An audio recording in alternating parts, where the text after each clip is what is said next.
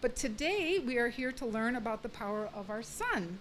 So with the solar eclipse just days away, Oakland University professor Dr. Kapila Castoldi is here to talk about solar eclipses, hidden features in our sun, solar observations, and much more.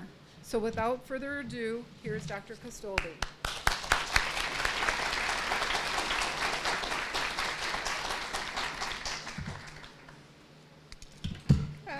Good start. Okay, hello. I'm Dr. Castoldi. I hope everybody can hear me well. Okay. So I'm here to talk about our amazing sun, and I'm hoping that by the end of the talk, everybody will agree with me that the best word to use about the sun is it's amazing. There is so much of it that we don't know. So just a very quick summary.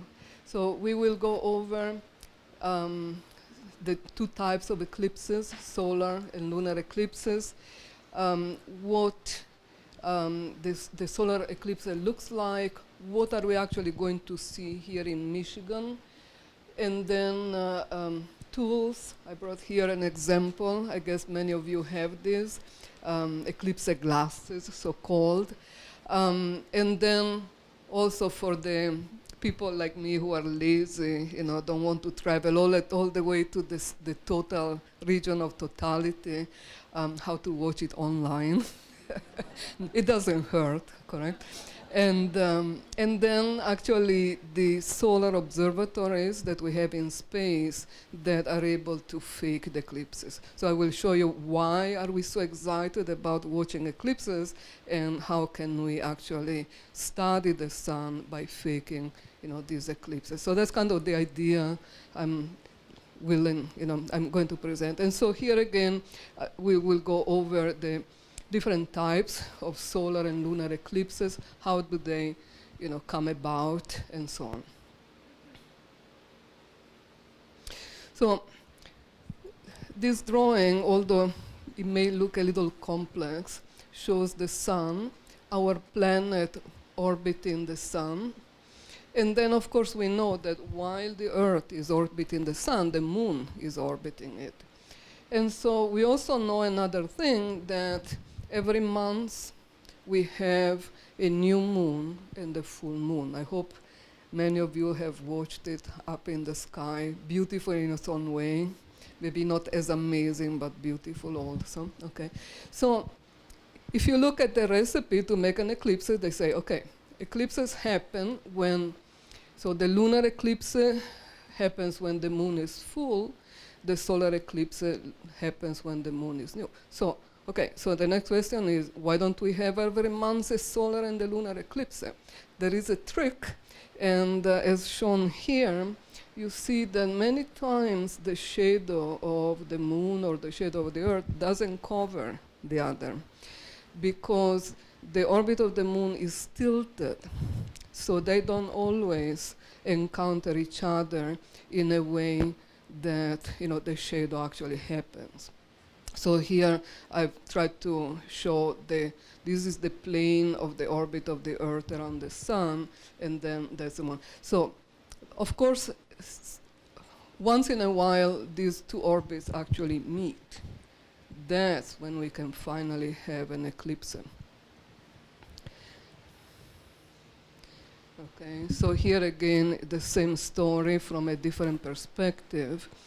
The orbit on the moon, the plane of the orbit of the Earth. So these 2 points are called the nodes. And so the one condition for the eclipses to happen is that the moon is at one of the nodes.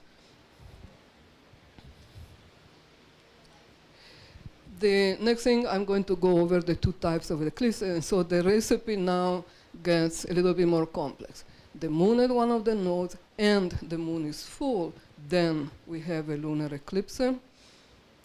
The moon at one of the nodes and the moon is new, we have the solar eclipse, which doesn't happen all the time. Okay, now lunar eclipse we are pretty familiar with. We typically see every 6 months or so there is one. And solar eclipses are not as frequent. They happen every year and a half or two, although they happen somewhere on Earth, as I will show you. So in a particular country, they don't happen that frequently. Okay, so that's kind of the story.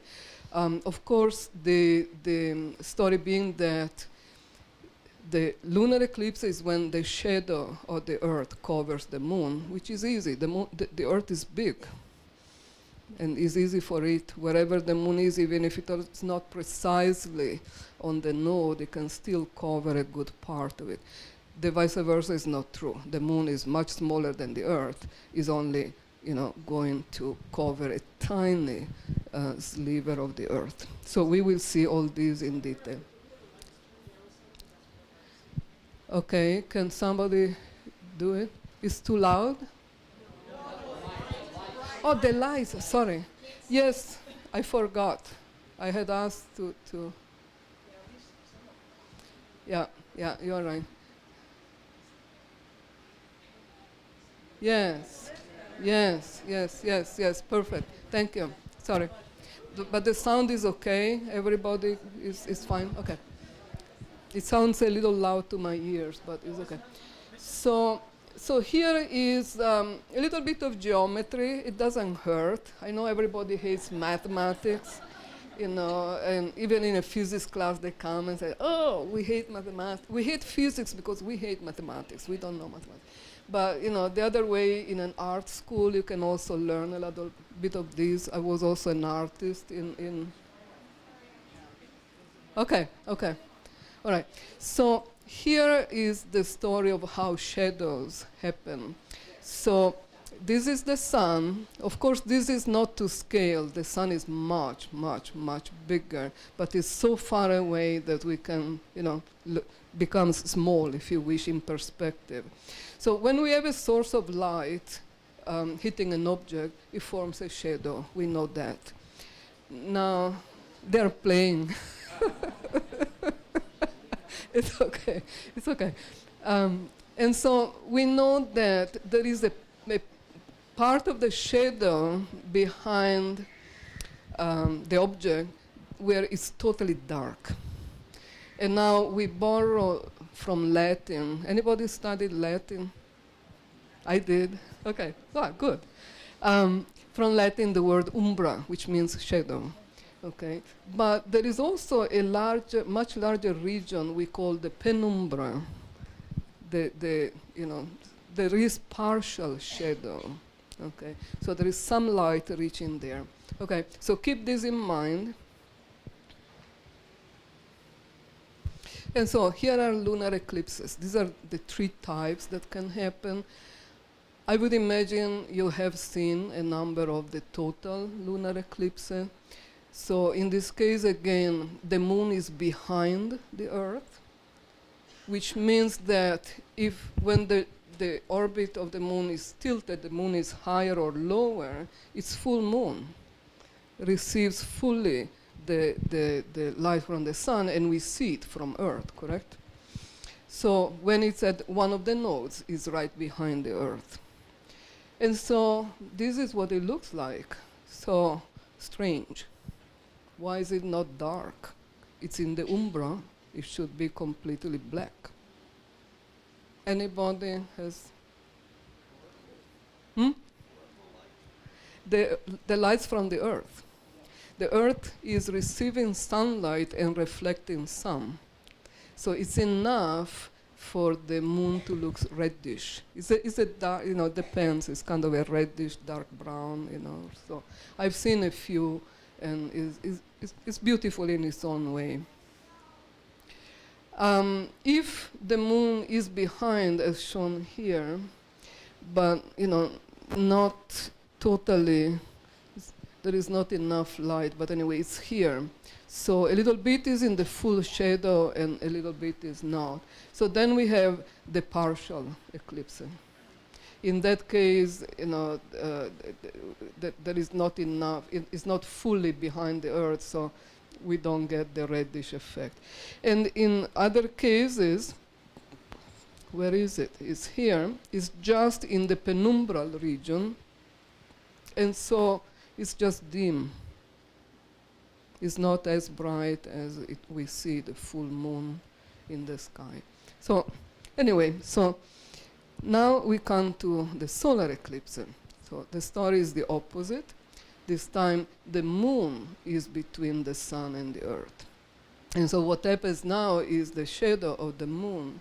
So, and once again, the earth is big, so the moon can be here, here, here, here, correct? So one would say, oh, so solar eclipses should be so frequent, you know, but it's not, again, the case because the moon is so small that it's not shown very well here. You will see in other figures. Just a tiny region of the earth sees the complete darkness. The rest is penumbra. And so this, we will see more, is what the total eclipse would look like. So the entire disk of the sun is blocked. And so then we see a part of the sun that we never see otherwise. And that's the beauty of the story. What will we see in Michigan is this, is a partial solar eclipse. We are a little off the totality region. So we are in, you know, we only have about 80% of the sun covered. It's not as spectacular, it's still pretty interesting, pretty rare to see. And then there can be also annular solar eclipse. Once again, the moon is small, amazing phenomenon of the creation, the distance of the sun from the earth and the moon from the earth is such that such a tiny object can obscure, you know, the full disk of the sun.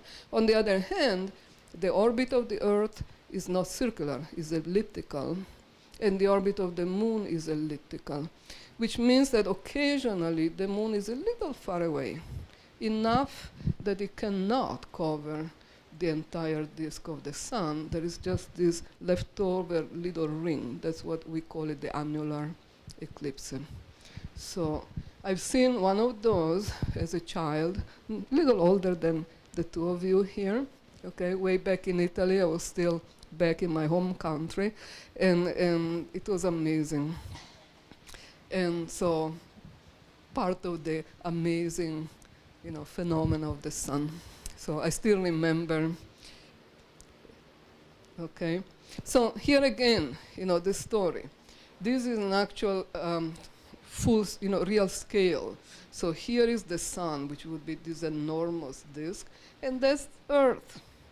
So the diameter of the sun is more than 100 times bigger than the Earth. Okay, so we are nothing. It's once in a while it's good to remember we are nothing. Okay, takes our pride away. And also the moon has a radius of 1/4 the radius of Earth. So it's 400 times smaller. Just to give you a practical idea, because it may help a little bit better, if we think of the sun as the size of a grapefruit, the size of the Earth would be like a pinhead. So we are really a little nothing. Big, but nothing. Or else we can think the sun is huge, correct? So, and so no wonder that, you know, the solar eclipses are hard to catch.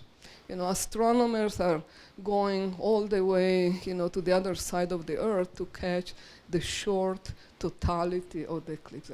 This is actually, I love space, and so this is an image from a satellite of an eclipse, of a solar eclipse. So you see, you can't see very well because there are the clouds, but there is the region of totality and then the penumbra around it, the region of part.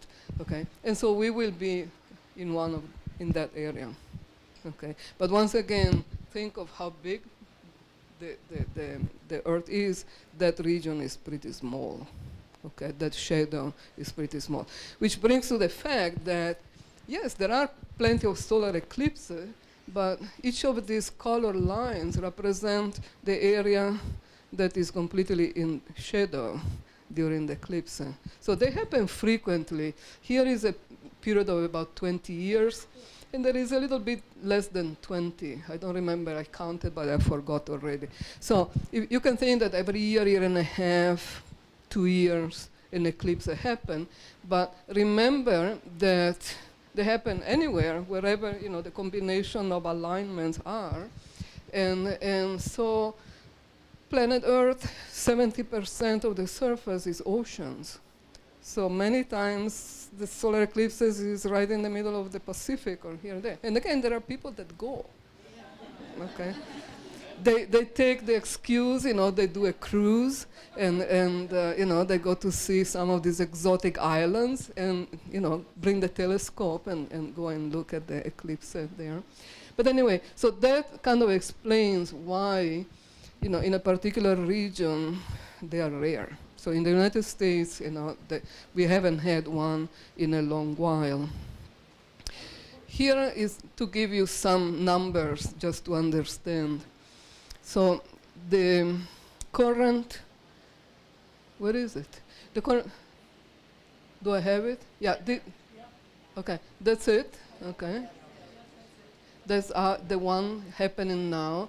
The previous one was a little farther up, came through Michigan, but was a little bit more towards Canada, happened in 1979. It's quite a big number of years ago. And prior to that, 1918. So, again, involved in some of the states, of this country. And coming up, actually, we are very lucky, because coming up, we have another one in 2024. This is kind of a north-south. It's still coming very close to Michigan. So we are not in the path of totality, but we'll still see a partial eclipse. If we want to come 95% away from totality, we have to wait. I don't think I will have the patience until 2099. I don't know. I will wait here on Earth that long. But anyway, so, and again, there are others, that come close, but they involve very few states, southern states, Mexico, and so on. So, once again, they are not so rare, but it's rare that they hit certain regions, okay? And so the other thing is that, okay, these people that, cruise all the way to the middle of the Pacific to get the solar eclipse, well, it's over in 2.5 minutes. So I think that they are more interested in cruising than in actually catching the eclipse. Anyway, so why is it so basically, here I'm talking about the time the total disk of the sun is completely covered. So only for 2.5 minutes that's happening. Why so? Well, because we cannot forget that we are spinning at a pretty fast speed. So this is a phenomenon that I've been teaching astronomy for, I don't know, almost 20 years. And I've never been able to explain my students, how is it that we are undergoing, with planet Earth, so many motions, correct? Orbiting the sun, spinning, a full circle in 24 hours and so on. Do you feel it? No. So there must be something in our chromosomes or so that has adapted, us to life on this planet. It just feels like, I always tell my students, oh, you think you're sitting there happily watching the lecture? Well, you are moving, and you are at the same time, you are doing so many motions, correct? So anyway, so that's the story. We move so fast, or from Earth's perspective, everything in the sky moves so fast that that conjunction is so short. On the other hand, don't lose hope, because the actually entire phenomenon takes a longer time. So there is the beginning, of the moon beginning to cover the sun. And so as we will see, it's about almost 3 hours for the entire phenomenon. So there is time to enjoy, and the whole thing. And so next I want to show you what the solar eclipse actually looks like, and what you are missing because we are not in the totality region, where to go if you want to take a last-minute trip to, I have to see it and go. So this is a composite image. It's a number of photos. I don't know how well, it's kind of small. I don't know how well you can see, but it shows, of course, the sun, as time goes by, is setting, okay? So it starts high in the sky and gradually goes down. So you begin to see, hopefully, a little bit of the disk of the moon gradually covering. And eventually, when it totally covers the sun, there is a effect I will show you bigger picture, and then it starts moving away. So you see also the changing color of the sun because it's gradually setting on the horizon here. This is closer look. Again, these are composite photos, and remember that these are taken using filters, okay, solar filters. Otherwise, it would be, blinding us, in terms of light. So actually, the story starts there. So in here, in this area, the eclipse actually starts at 1:03 p.m. on Monday, when the moon begins to just touch, the sun. I will show you actually a simulation, and then gradually cover more and more of it. And that's pretty much what we see. That's a maximum covering, of the sun that we will see. That would be the beautiful total eclipse. We are not there. And then, continue. And so basically, starts at 1:03 p.m., ends at 3:47 p.m., and the maximum coverage is at about 2:27 p.m. So of course we will not be there, for 3 hours, but maybe we can periodically look out, okay, and look at what's happening and so on. Will you have a party around here? Yes, correct, at the library. Great. Now, if we were the lucky ones on the path of totality, which we are not, this is what astronomers die for, and that's why they travel these distances. It's actually, aesthetically beautiful, if you wish. I love art, and so I find beauty also in this, besides physics.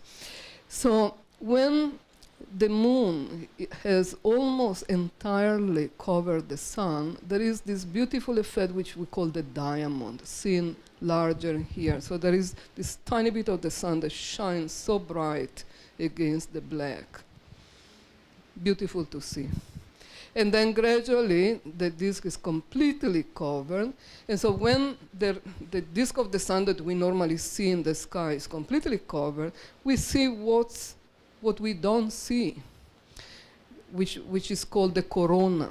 So there is a large amount of gases, very, very powerfully, very hot and bright, but they are not as bright. Number one, it's like a dim atmosphere. Okay, so it's dimmer, even if it is hot and bright, it's dimmer than the central disk of the sun.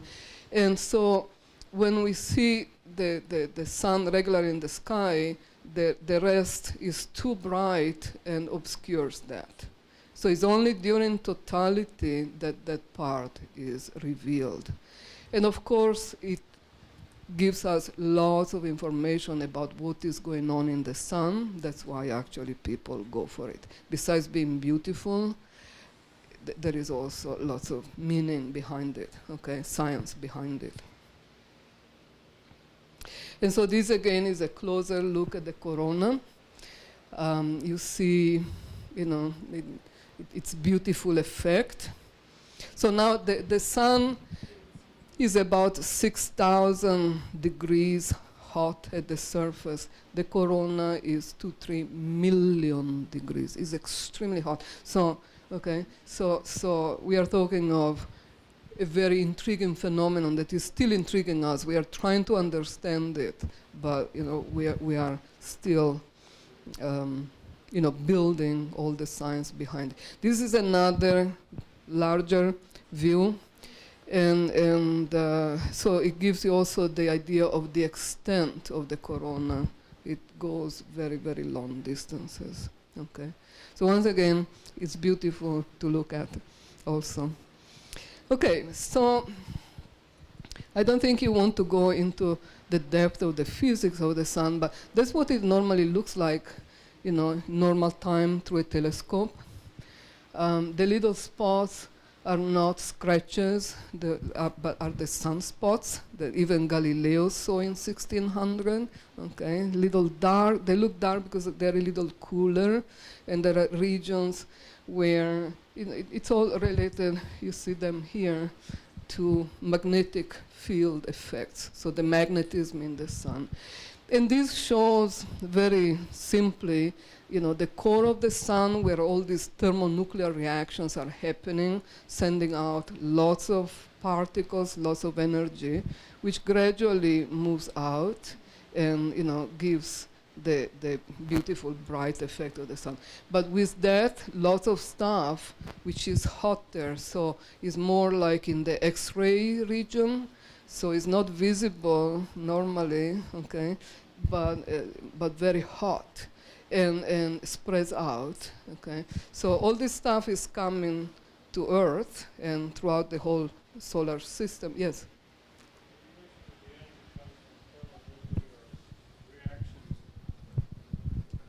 Just a question just occurred to me. You mentioned that the energy of the sun is caused by thermonuclear explosions, basically. So why isn't sunlight radioactive? The sun is radioactive. It's sending out, lots of stuff,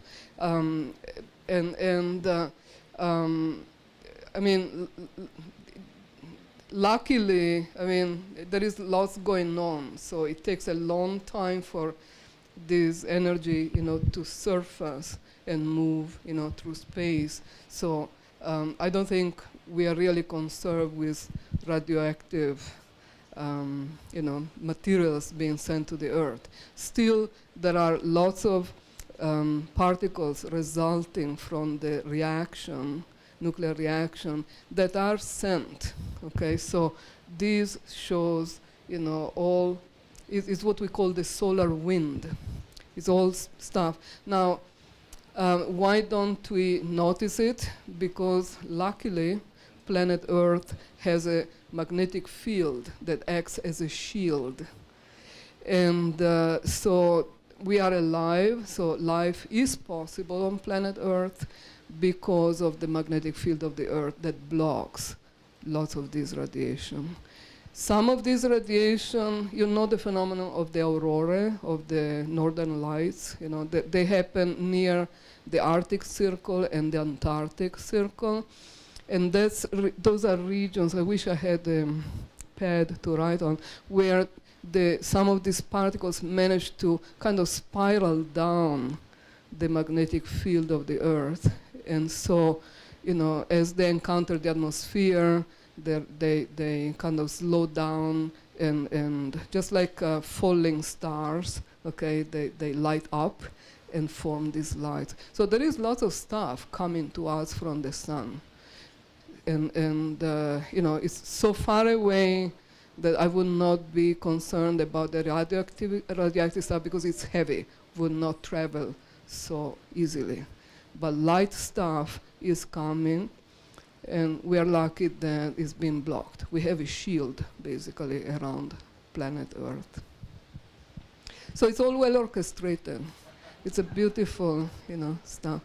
And you probably know, I actually had years ago some students, I will show you this coming up anyway, that when the solar activity is intense, we actually have disturbances to satellites, GPS systems and stuff. So in a way, stuff that is out there in space can be affected some, but we are alive because we are getting some of this stuff, not only coming from the sun, but also from all the stars in the universe. We call those cosmic rays. And while we are happily sitting here, thinking that all is well, we are being crossed. Our bodies crossed by some of these, very penetrating particles. They can cross through the whole Earth happily and keep going, okay? But I guess that, once again, because the atmosphere blocks some of them, because the particles in the atmosphere interact and scatter some of the stuff away, and again, the magnetic field. So altogether, whatever we are getting is a minimal amount that is okay. Okay, it's much less than what we get through X-rays or MRI, etc. So, but lots of stuff is going on invisibly around us. So I will show again a little bit more about the sun. So here is a quick summary of the path of the solar eclipse. So starts Oregon and comes all the way down to the North and South Carolina. And once again, it goes this way because the Earth rotates that way. Okay. And here in Michigan, as I said before, that's pretty much what we will see. So we calculate that up here in Rochester Hills, about 78% of the sun is obscured. A little farther south, like Detroit, is about 79, 80%. And if we go progressively to the northern part of Michigan, UP is only 70%. So we are moving away gradually, from the totality.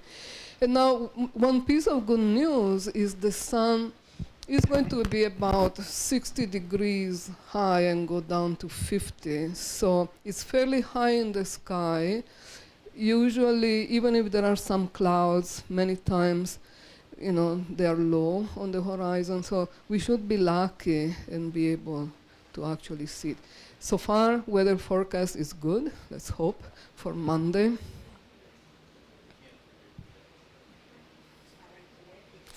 And so, actually here, let's see. I need my glasses. Okay, oops. All right, so here I wanted to show you a simulation. There we go. I have a program for my students, but would have been too much to try to load it on the library's computer. So I found this. This is a simulation of what we are going to see. Of course, speed it up. So that's the moon, that's the sun, and that's what's going to happen, kind of fast speed. No, oops, I'm doing the wrong thing. I will give you indications of websites where you can go and get stuff. So that's what you will see over this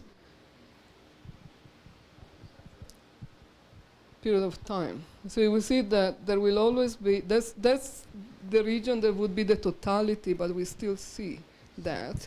And then, that's it. So almost 3 hours for that to happen.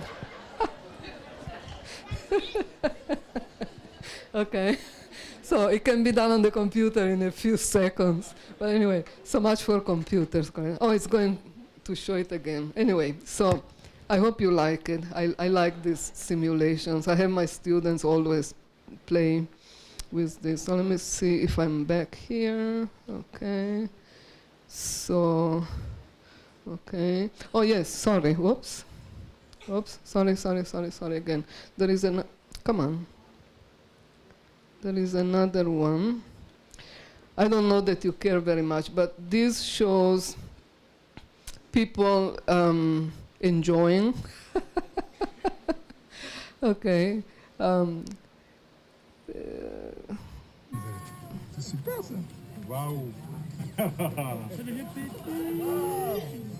Ah oui, hein. Ah. So, if you were to use any binoculars or small telescope, you absolutely require filters. You cannot dream, It would be very, very, very bad for your eyes.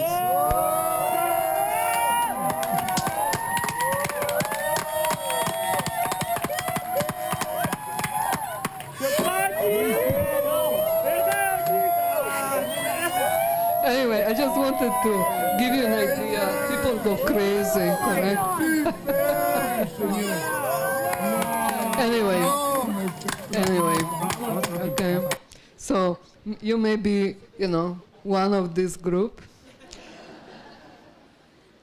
Now, again, the usual issue in Michigan is weather. So what's going to happen? Again, so far, unless it changes, it's predicted to be sunny. On the other hand, if we look what happens normally, so this is a map. The map doesn't show very well because there are too many lights, but this is the typical cloud coverage in the month of August in the United States, and the region in Michigan lands here. So between 50 and 60% cover at 1:30 p.m., so at the time of the eclipse. Somebody else went to the point of looking at satellite images of the clouds on 21st August, 2 years ago. That's, I guess, okay. And so again, you see that there is some cloudiness, but again, it doesn't look terribly bad. So even if we have some clouds, once again, remember that there are 2 hours, 45 minutes. Can't they, there is not going to be that little cloud stuck there by the sun, all the time. So we should be able to enjoy, some of it. Now, what if you want to catch the totality? Still not impossible. The closest places I found are about 9 hours away. It's not terribly bad. It would be bad to try to find hotel rooms or even camping. I heard horror stories of prices skyrocketing. Oh, anyway, it's the usual business behind, beautiful events of nature.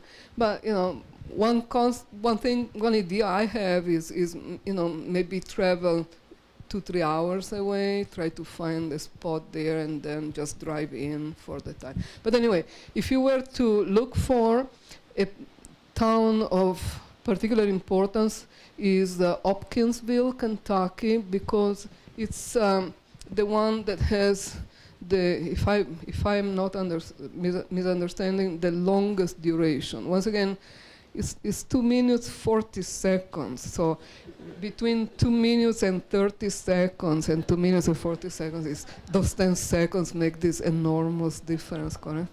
So, but anyway, no, I'm joking, but if you are watching it, it gives you a little extra time. And then still in the area, Nashville, the area surrounding Nashville, you can get some of the blues also while there, or the southern tip of Illinois, this particular town, Carbondale, Illinois. So anyway, it's up to you. Well, all goes wrong. We miss it. It's suddenly totally cloudy, we can say. Well, the next one actually is not too bad. It's only a few years away. So it gives hope. And if I remember reading well the map, we are still not in the path of totality, but fairly close. We should still see some 90% or so. Actually, it should be a little stronger than this. And then we could go, exactly, then we could go to northern Ohio or northern Indiana, not too bad, and enjoy, the totality. So look forward, April 8th, mark on your calendar, April 8th, 2024. Well, it's a little far ahead, but it's okay, it's going to happen sooner than you, or always sooner than you think. Time flies, correct? Something to look forward to, and so okay. So now you want to look at the eclipses. So number one, don't look at the sun with your naked eyes, with glasses, with sunglasses. Nothing is going to work. So one thing, and I guess the library got as many, I don't know how many, but lots of this, which is like the ones I have here. And so if you,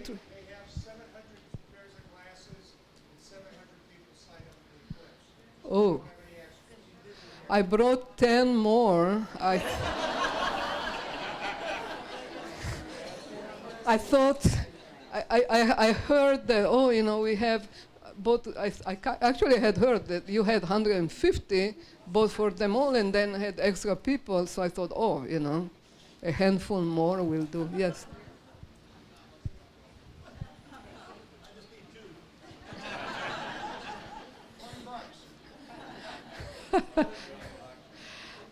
Apparently they are fairly common. They must have these ISO here to be approved. Okay, and so what are they? They are a thin layer of metal, I think it's aluminum. On behind you can see, looks like a Polaroid. It's a plastic, there is no glass, okay, it's a plastic. And so if you wear them in the room, I can guarantee, or even outside, you're not going to see a thing. So bring them with you, but you know, put your feet stable somewhere on the ground and then look at the sun, because otherwise you're going to stumble, and it's really, okay, you can look the brightest source of light, you're not going to see a thing. And that's the good thing, correct? They are going to protect your eyes, because otherwise, even looking for, you know, a few seconds straight in the sun, it may damage the retina, which, as you know, may bring eventually to blindness. Okay, so be extremely careful. Yes. With this, I still would not spend 3 hours like this. You know, my idea is that, at least according to my taste, you know, it doesn't make sense that you keep staring at it, correct? So I was talking to another group earlier today, and we were saying, well, have the party, have some refreshments indoors or the outdoors, whatever, and, you know, every few minutes, look up, wear the glasses, look up in the sky. Okay, where is the eclipse now, correct? So I would not stare for very long at the time. So you know, yes. I've read where they say that during the total eclipse. You can look with naked eye, yeah, but only when the full disk is covered. And then you can see the corona with naked eye. Otherwise, with the glasses, you will not see it. That's the only moment, those 2 minutes. Well, you keep using this until you see the moon is so, I mean, you see, it's night, correct? It's night. And some people were mentioning, you know, you start seeing the planets, the stars. So right in the middle of the day, it's suddenly night.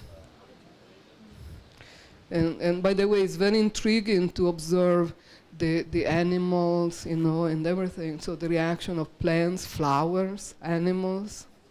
Just for clarification, here in Michigan, you can never look with the naked eye. No. In Michigan, you are wearing this. If it can help you, you know, using some statistics, using this is like wearing 100 pairs of sunglasses. Okay, so don't dream of saying, oh, you know, I can use a bunch of sunglasses. Also, no. I was told that a 14 grade of welding glasses. Do you have any knowledge on that topic? No, I'm sorry. Can you hold your camera up to it and take a picture? I think so, but the film would be, I mean, digital is possible, but I don't think that the shutter closes enough to pick. You will always need a filter, even for your camera. The sunlight, even when you have, you know, the little sliver, the 20% of the sun left, is 100,000 times brighter than at night. So even that little, you know, piece of sun is too bright. I think it would burn. If you had the old-fashioned, you know, film, it would burn the film. You know, even with digital, I don't think you can catch it. So a moon, yes. lunar eclipse, I taken photos with my digital camera, but with the sun, you need to go to rare shops or order online, excuse me, for filters.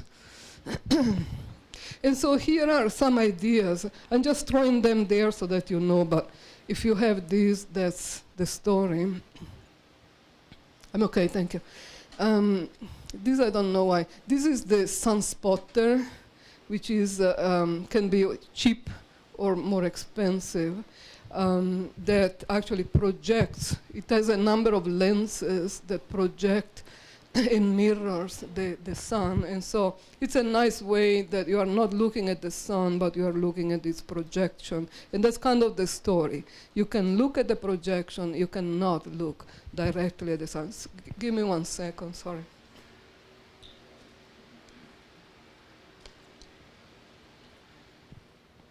Okay, so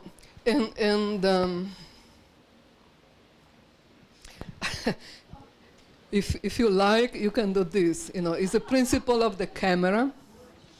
You can find a cardboard box, put a white sheet of paper here, a piece of aluminum, put a needle through to have a pinhole, and you can see it. I would feel claustrophobic, honestly. And you can imagine, 150 people going around with the board. It would be an interesting thing to video, but I don't think it's the best, It would be a safe way, you're turning your shoulders to the sun, but, then finding the sun in the box. Another thing that at times we do with school children is instead having 2 pieces of cardboard, maybe 1 foot by 1 foot, and one white and one doesn't matter. Again, you can draw a small hole through, and so use once again projection. So for example, you use your height, and so hold the sheet with a hole up here, projects on the ground, and then you see a decent size image of the sun. If you are lazy, don't want to go through all this, just use this. It's good. Okay, if any of you owns a telescope, once again, don't look at the sun through the telescope. You can only, again, project. We did it years ago. You put some cardboard to block light from around the scope, and again project on the ground. And again, you cannot look through, but you can see when you have reached the sun because you see the projection. And that's nice, that's nice. Even with the normal sun, not during the eclipse, if you have a telescope, it's a nice thing to try. Okay, now, if you are lazy, and don't even want to budge an inch and go out and use this, or actually, no, this is not totally true. You can still go out, but then there are those who do it for you. So NASA has organized this large number of, the International Space Station, pretty old by now. They are going to view the eclipse from this point that we say, the Hopkinsville, Kentucky, from 11 spacecraft, from balloons, and so on and so forth. And so there will be live streaming. They expect some 500,000 people, accessing. And so there is this alternate website that has the same. If you don't catch it, right away, you can watch it afterwards.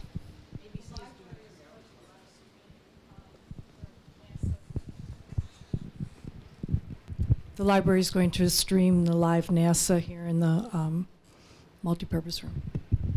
Excellent. So you have it all. Yes, there are many other. The Astronomy magazine, astronomy.com is, so everybody is, filming it. But also, one thing I like is after these events, 1 month or 2 later, on the specialized magazines, again, Sky and Telescopes, Astronomy magazine or so, they publish also lots of beautiful pictures. So if you love these kind of things, just spend a few dollars of the magazines and you can have, all this beauty in your hands. Now, as I was mentioning before, so much we can learn by studying the corona, so this area of the sun that is normally visible. If we only wait to study for 2 minutes every year and a half, it's not really making, creating progress in science. So we got smart, and we created the coronagraph, which is a tool that follows the sun. I've watched the sun through a telescope, and it moves awfully fast out of view. So you need to follow the sun, and so it's not an easy thing. But that way we have eclipses all the time. Okay, so we have space observatories that do this. And these images are, again, not in the visible. They forget about the colors, which are false colors, okay? But it's all like X-rays, ultraviolet, very, very high penetrating radiation. And so this gives you snapshots of the corona. So it's not always that peaceful, shade that is moving out. There are quite interesting, events. We call them flares or prominences. And from this, here is another that shows this enormous jet, of stuff coming out. So there is more to the sun that we think of. And actually what I like in this picture, if you look at these two, these are not two streaks, no mistakes. That's a comet. They caught a comet in its path. So it's beautiful, anyway. All I can say, I love this stuff. And so this is from SOHO, NASA's Solar and Heliospheric Observatory. Helios is the name for the sun, okay? So if you go to that website, I will give you the pointers later at the end. You can see beautiful stuff. This also, again, is a photo that shows, again, colors are false, okay? This is not in the visible light. These are too energetic, but it shows you this phenomena. What this reminds me, I don't know if it is a great example, but if you ever made chili or so, when it's boiling, it bubbles up, correct, and spits out some stuff. Well, that's pretty much, what our sun is doing. So, okay, and so except that this is pretty dangerous stuff. But anyway, okay, and that's Earth. So look at how enormous this stuff is. Okay, so we call prominence what we can see, from a side view, if you wish, when it's straight, in front of the picture, it doesn't show the material coming out, but it shows the intensity of the light there, and we call it the filament. So here again, another picture. So you see a little bit of the corona here surrounding, and all this. So the sun is doing lots of stuff that we don't know, yes.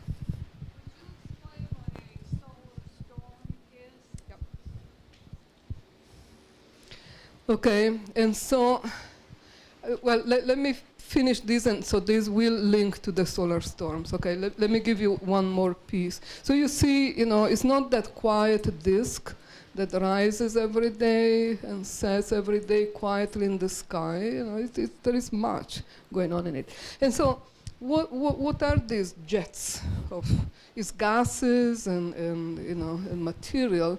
What we eventually learned is that all these jets kind of arch and come back to the sun. Just like the blob of soup, correct? Goes up and down, okay? Except that what originates this is the intense magnetic field of the Earth. Okay, it's beyond this class to explain all the physics behind it. It would be boring, but the magnetic field creates, occasionally these arches, and so this material moves out along these arches. And the beginning and end is what we call the sunspots. No, okay. Now, the Earth would be this little disk here, okay? So it's enormous. I'll show you a video, okay? So it's unbelievable. It's unbelievable. So another more recent solar observatory collaboration between Japan and the United States is HINODE. And on their website, you can actually see the sun in a quiet mode and the sun when lots of stuff is, the soup is boiling very, very fast, okay, and spitting out lots of stuff. So you see the difference, okay? It's more like, between, anyway, it looks a little bit like hell, correct? Let's put it this way, yes? It's pretty. And so, we call these times of quiet a solar minimum, meaning that the activity of the sun is at the minimum. There is some quiet, okay? And when so much is going on, a solar maximum, lots of activity. And it turns out, again, because of the intrinsic properties of this magnetic field, the rotation of the sun, I don't know if you know, the sun also spins once a month. So it's a mixture of things for which there are periods of 11 years that begin with minimal activity, then the activity intensifies, reaches a maximum, and then, okay? And so luckily we are living now in a period of relatively quiet. So even, well, we have passed this, we are towards the minimum again, but even a few years ago, there was not as much activity as like in the early 90s and so on. So again, it varies. The sun is not a disk, it's not a solid disk. So much is going on in the interior that rules what then comes. And so when we have these periods of high activity, that's when we may get disturbances. So when some of these huge prominence, gets sent out in space, not only, also gases and particles are sent out in large amount, that once again, to a good extent, they get blocked by the magnetic field of the Earth, but there is so much that some comes through.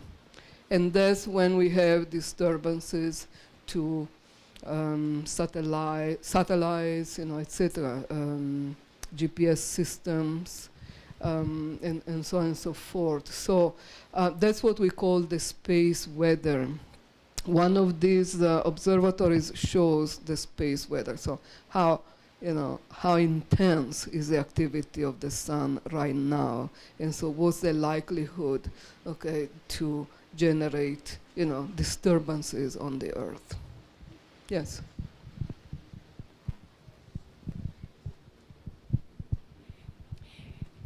Do you find that over time it's regular, every 5 years it changes? Every 11 years. Every 11? There is a pattern. It's actually the real pattern is of 22 years. So as you can see here, the numbers mean how many have we been checking. When we finally, we are at number 24. So it's only 200 and what? Almost 300 years that we have been observing in detail what's going on, okay? And again, it's a magnetic effect which I don't have a figure for. Oops, what have I done?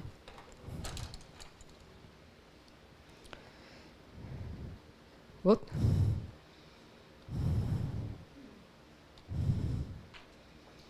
Did I go up or down? Up, yes?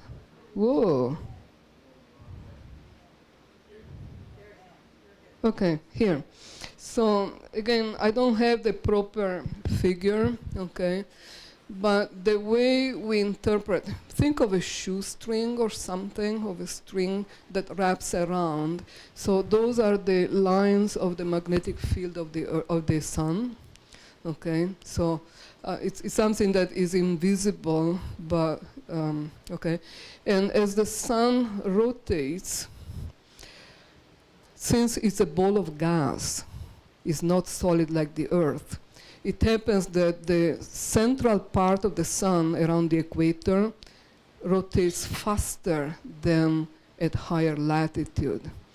So it's also almost as if that string, or imagine an elastic, okay, band, is stretched because it moves more slowly at the higher latitudes and faster here.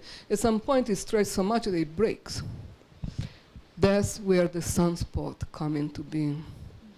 And at that point, the magnetic field pops out a little bit and then, resets and comes back. So it's a very unbelievable phenomenon. And so in times of high solar activity, we find many sunspots on the sun. They always come in pair. Even Galileo in 1600s saw it. We have drawings from him. Okay, so that they always come in pairs, very close to the other. And so that's our rendering of it. In times of minimal activity, the whole thing has been reset. The whole string has broken. There is quiet. There is very few or none solar spots. So there is this very intriguing, So when we go back at the graph that I was showing you here, when, these also correspond to an increase in number of sunspots on the sun and then a decrease again. Adding complications to the story, every time the sun resets, it flips the magnet. It is as if it flips north and south, okay? So the real duration of a complete cycle before things reset is 22 years. So every 11 years there is this coming up and down of activity, but to come back to the same polarity of the magnet, let's say, the north is up and south is down, is 22 years. It's interesting. Global warming, does it have any meaning to this? Global warming is another story. I'm dying to do a talk about it. But there is no such thing as global warming. There is climate change, global climate change. That's the new word for it. Anyway, I actually would be most happy if the library is interested to because I teach also introductory geology, which brings about this kind of topics. So no, it's not connected.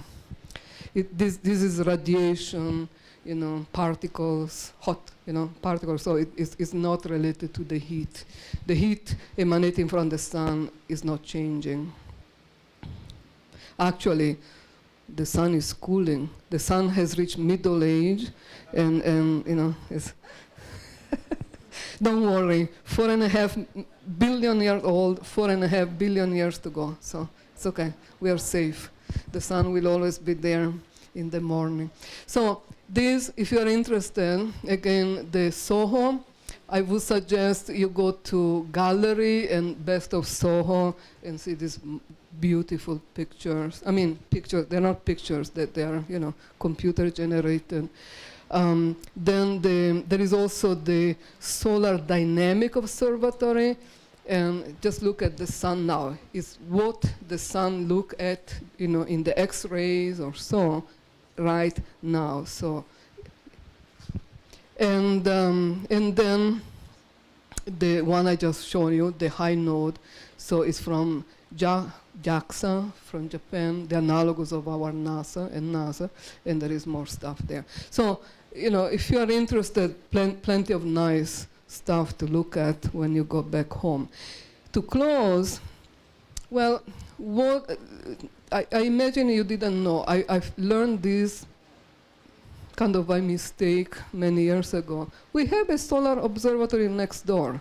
It's a pity that is no longer used. The area is called Lake Angeles, but it's just north on Baldwin, not far north from Oakland, just before the Great Lakes crossing. I remember it's on the left. Best kept secret of the area.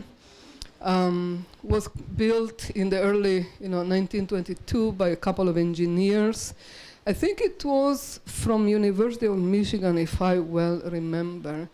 And then eventually, it was kept going. I visited with my students some maybe 15 years ago. By then, they would have still some activity. So even looking at the regular sun during regular, there is no need of eclipses. They were studying the different type of radiation coming from the sun, etc. And they were giving some tours for students and children actually also. But I think that the whole thing has come on that, they lost fundings and so on. But it's good to know that it is there. And, if you want to get in touch with them, there is a email address you find there, and see if especially if you have children, it would be very interesting, something to do. So I hope I've given you a little bit of an idea of what our sun is. And that's why I'm using the word amazing, because I can't think of anything else. It's so unbelievable what is going on behind the scenes. So.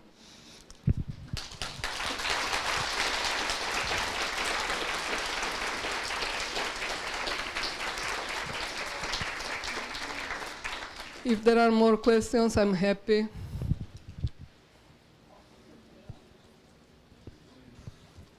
I think it was back in 1978 that there was an eclipse that you mentioned.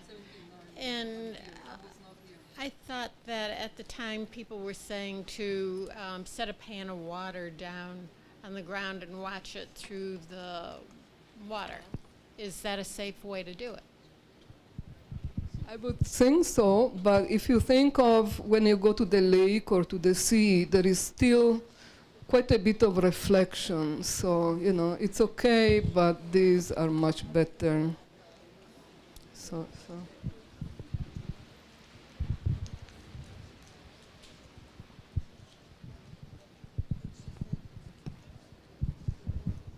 Well, for us procrastinators, anybody know where they're still selling Eclipse glasses? Lowe's of Rochester has plenty. They're made in the USA. They're certified, and the company that makes them is recommended by NASA. Where was that? Lowe's. Lowe's. They're all sold out. Are they sold out? They're all sold out. That's what I was afraid of. Tried yesterday and today. I found on a few days ago, I live in Ann Arbor, and there is Arbor Scientific that produces demonstrations for schools and some university. They still had. They are located in Saline. I actually went there. I ordered by phone, and if I knew, I would have got more. They are also very cheap. It's $1.25 if you buy in quantity. But they may still have arborscientific.com. I mean, I don't know. I've tried to give away as much as I could. Are we going to be having total darkness here in Michigan? No, just the totality. Okay. Just 80% of the sun is covered.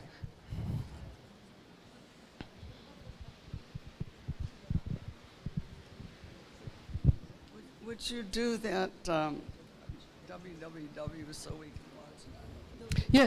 Yes. Just 1 second here. You're right. The Arbor Scientific, you want? The where to get the glasses? The great American Eclipse, those websites that were further back. Oh, the videos. Oh, God. Sorry, I'm a little spaced out here. Actually, yeah, this is the sun in action.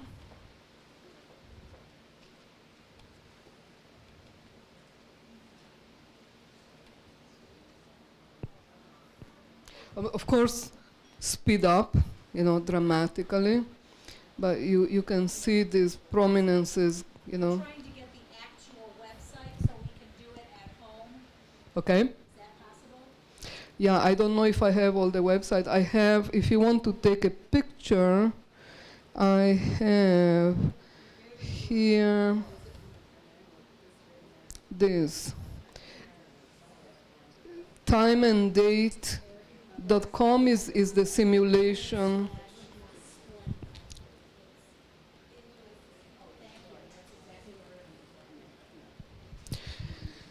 Timeanddate.com is /Eclipse/IN/USA/Detroit shows the simulation of the moon coming through. The other is, you find lots of stuff at www.greatamericaneclipse.com. And there are many things. And there are videos, there are maps, so lots of the stuff. I think that the library will show, I'm leaving my PowerPoint to the library so they can share it. So I don't know how they do it, but you're welcome to ask them to share with you. Is this good? Is this what you wanted? If there is 2 more minutes, are you okay? Can I? Still writing.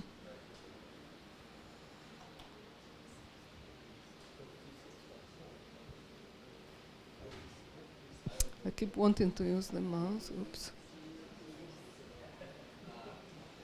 Okay. And actually, I have one more short video. I'll just show a couple. So this is actually from 1945, but doesn't matter. The sun is, so old. And I like it because it's still in black and white, and that's okay. But once again, it's accelerated, and this is covering the sun and showing, these amazing, effects. Would that have been at a max? I don't know. I would have to research. It's a time, and that's the Earth once again compared to the. So once again, it's speeded up, several hundred times, but to me it is unbelievable to see, And you see that brightening. That's the corona. That stuff sent out, through the corona.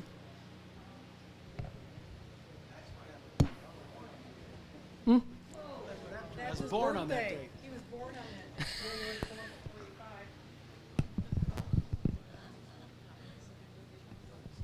This is so interesting. Yeah, there is lots of good stuff. So anyways, some more, and et cetera, et cetera. So I hope you enjoyed. Doesn't want to stop.